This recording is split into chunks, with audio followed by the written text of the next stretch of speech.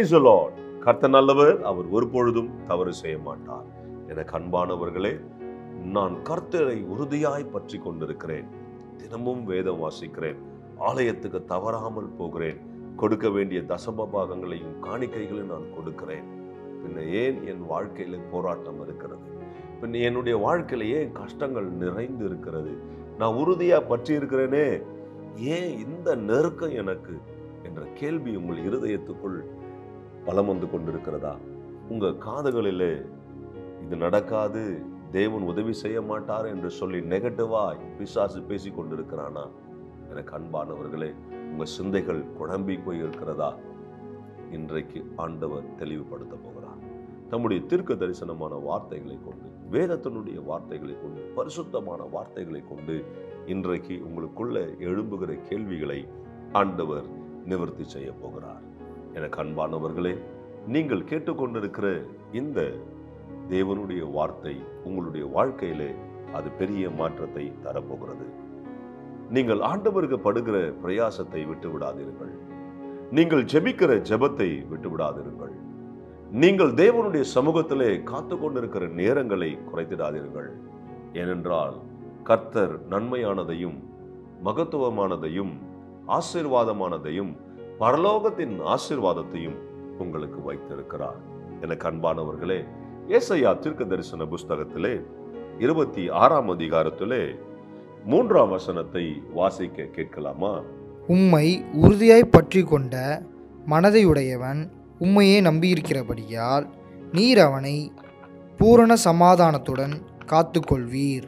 எனக்கு அன்பான தேவ பிள்ளைகளே, உம்மை உறுதியாய் பற்றி கொண்டிருக்கிற மனதை உடையவனை ஆண்டவர் என்ன பண்ணுவாராம்?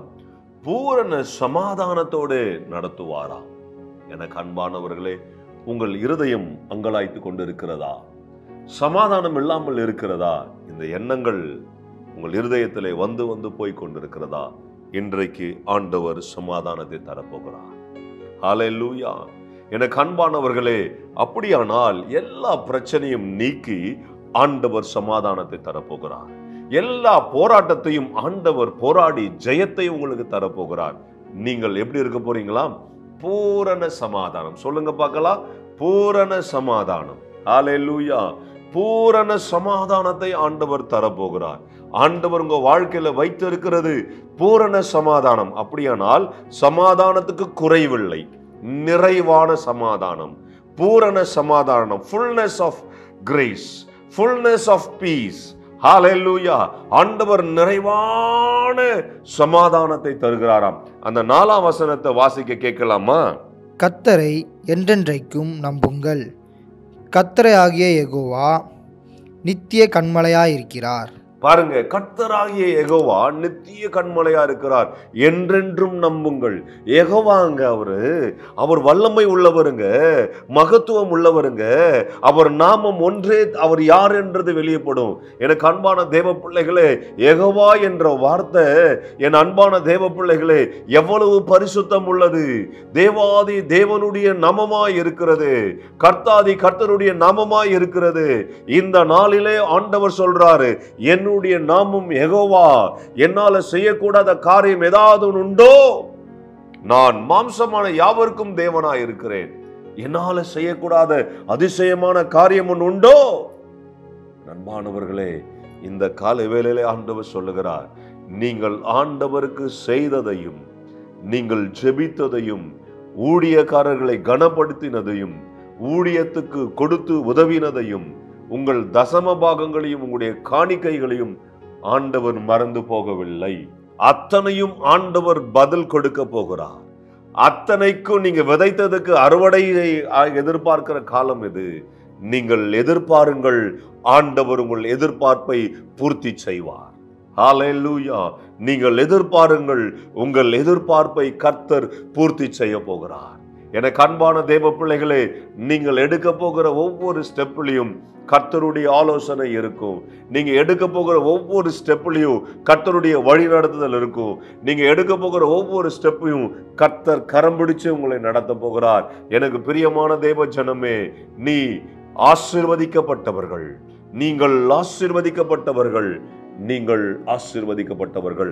அதனால தான் ஆண்டவர் சொல்றாரு, யாருக்கு பூரண சமாதானம் கொடுப்பார், அவருக்கு பிரியமானவர்களுக்கு பூரண சமாதானத்தை கொடுப்பார். யாருக்கு பூரண சமாதானத்தை கொடுப்பார், அவரை திருப்தியாய் வைத்திருக்கிறவர்களை, மனமகிழ்ச்சியாய் வைத்திருக்கிறவர்களுக்கு கர்த்தர் ஆண்டவர் சொல்லுகிறார், நான் பூரண சமாதானத்தை தருகிறேன். கர்த்தரிடத்துல மனமகிழ்ச்சியாயிரு, அவர் உன் இருதயத்தின் வாஞ்சியை நிறைவேற்றுவார் என்று சொன்னது போல வசனம் சொல்லுது, உம்மை உறுதியாய் பற்றி கொண்டிருக்கிற மனதை உடையவன் உம்மையே நம்பிக்கொண்டிருக்கிறபடியால் அவனை பூரண சமாதானத்துக்குள்ளே நடத்துவேன். அப்படின்னா எல்லா பிரச்சனையும் ஓடி போச்சு, போயிந்தே, இட்ஸ் கான், போயே போச்சு. ஆண்டவர் இன்றைக்கு சமாதானத்தை தராரு. இந்த நாளில் என்ன தீர்க்கதரிசன வாக்குத்தத்தம் கொடுக்கிறாரு? சமாதானம். சமாதானம், உங்களுக்கு சமாதானம் தான். அதுவும் சாதாரணமான சமாதானம் அல்ல, பூரண சமாதானத்தை வைக்கிறார். பாருங்க, யோவான் 14ஆம் அதிகாரத்துல 27ஆம் வசனம் சொல்லுது, சமாதானத்தை உங்களுக்கு வைத்து போகிறேன், என்னுடைய சமாதானத்தை உங்களுக்கு கொடுக்கிறேன், உலகம் கொடுக்கிற பிரகாரமாக நான் உங்களுக்கு கொடுப்பதில்லை.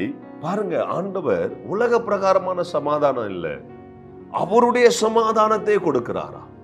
அவருடைய சமாதானம் உலகம் கொடுக்கிறது இல்லை. அதனாலதான் சொல்லுது, வசனம் இப்படி முடியுது, உங்கள் இருதயம் கலங்காமலும் பயப்படாமலும் இருப்பதாக. ஹல்லேலூயா. பயப்படாதீங்க, கலங்காதீங்க, சமாதானத்தை காத்துக்கொள்ளுங்க. எல்லாம் ஆண்டவர் செய்து முடிப்பார், எல்லாம் செய்திருவார். உங்க அப்பா தானே இத்தனை வருஷம் உங்களை நடத்தினார்ல. பிரச்சனைகள் இருக்குங்க, சூழ்நிலை இருக்குங்க, நம்மளை சுத்தி இருக்குங்க. ஆனா உங்க வாழ்க்கையில என்ன நடந்துச்சு? சாப்பாடு இல்லாம வச்சாரா? உடுத்த முடியாம வச்சாரா? சொல்லுங்க. சகலத்தையும் எனக்காக செய்து முடிச்சார், உங்களுக்காக செய்து முடிச்சிருக்கார். இனி இந்த பிரச்சனையும் அப்படியே செய்வார். ஹல்லேலூயா. ஜெபம் பண்ணலாம். பரலோக தகப்பனே, அன்பு பிள்ளைகளுக்காக ஸ்தோத்திரம். பூரண சமாதானத்தை தரேன்னு சொல்லிட்டீங்களப்பா. இதோட பெரிய வார்த்தை என்னப்பா? இன்றைக்கு நாங்கள் எந்த சூழ்நிலையிலும் கலங்காமல், அழாமல், பயப்படாமல் ஆண்டவர் நிம்மதியா இருக்க போகிறோம்ப்பா.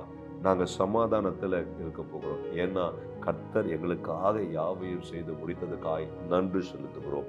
அன்பு பிள்ளைகளுக்காக நீ செய்ய போற நன்மைக்காக நன்றி செலுத்துகிறோம். பெரிய காரியங்களை செய்யும் இயேசு கிறிஸ்துவின் நாமத்தினாலே. ஆமென், ஆமென், ஆமென். உங்க வாழ்க்கையில தோல்வியில கர்த்தர் ஜெயத்தை வைத்திருக்கிறார். God bless you. Hello, praise the Lord. Daily blessing வேர்ட்ஸ்க்காக நீங்க எங்கிட்டு இருக்கீங்களா? இல்ல டெய்லி வார்த்தைகள் உங்களை வந்து ரீச் ஆகணும்னு நீங்க நினைக்கிறீங்களா? ப்ளீஸ் எங்களை வந்து யூடியூப்லயும் இன்ஸ்டாகிராம்லயும் ஃபேஸ்புக்லயும் ஃபாலோ பண்ணுங்க. கீழே ஆண்டில்ஸோட நேம்ஸ் கொடுக்கப்படும். ஸோ டெய்லி மெசேஜ்க்காகவும் அனாயிண்டிங் வேர்ட்ஸ்க்காகவும் டங்ஸ்ல நீங்க பேசணும்னு நினைக்கிறீங்களா? அதுக்காக வீடியோஸ் நாங்கள் அப்லோட் பண்ணியிருக்கோம். அது மாத்திரம் இல்லை, இன்ஸ்டாகிராம்ஸ்ல டெய்லி உங்களை கேட்கும்படியாக வார்த்தைகள் வந்து அப்லோட் பண்ணப்படுது, போஸ்ட் பண்ணப்படுது. அதை பார்த்து ஃபாலோ பண்ணி நீங்க ஆசீர்வாதம் அடையணும் நாங்கள் விருப்பப்படுறோம். ஸோ எங்களோட இன்ஸ்டாகிராம் ஹேண்டில்ஸ் இங்க போடுவாங்க, ஃபேஸ்புக் ஹேண்டில்ஸ் இங்க போடுவாங்க. அது மாத்திரம் இல்லாம எங்களோட யூடியூப் சேனல்ஸ் இருக்கு, சப்ஸ்கிரைப் பண்ணுங்க. ஆசீர்வாதமான வார்த்தைகள், அனாயிண்டிங்கான வார்த்தைகள் உங்க அடையணும் நாங்க விருப்பப்படுறோம். ஆசீர்வாதப்படணும் நாங்க விருப்பப்படுறோம். ப்ளீஸ் எங்களை ஃபாலோ பண்ணுங்க, சப்ஸ்கிரைப் பண்ணுங்க, ஷேர் பண்ணுங்க, லைக் பண்ணுங்க. Praise be to God.